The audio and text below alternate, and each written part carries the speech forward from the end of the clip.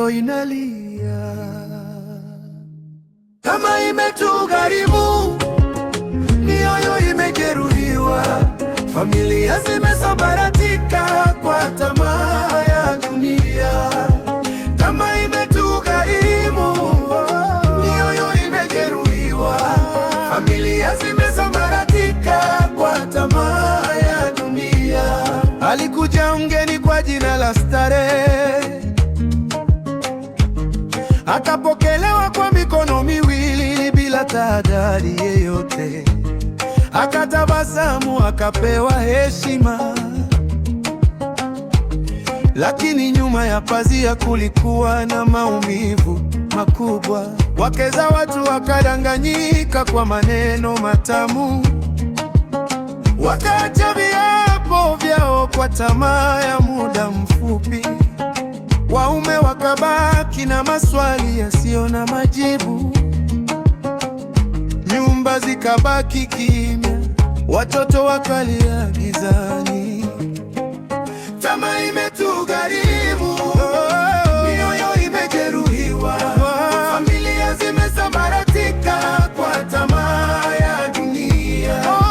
Tamaa imetugharimu, mioyo imejeruhiwa, familia zimesambaratika kwa tamaa ya dunia. Umeolewa lakini unajiita single mitandaoni, hujui majeraha utakayoacha nyuma.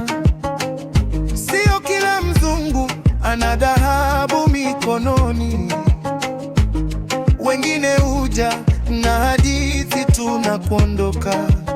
Watoto wanahitaji wazazi wawili, sio hadithi za kusikia kwa majirani. Ndoa si mchezo wa dakika chache, ni safari ya subira, msamaha na maombi. Tamaa imetugharimu, mioyo imejeruhiwa, familia zimesambaratika kwa tamaa ya dunia. Tamaa imetugharimu, mioyo imejeruhiwa, familia zimesambaratika kwa tamaa ya dunia.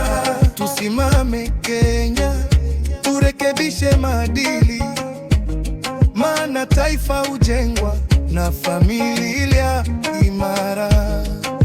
Kama ulikosea, omba msamaha.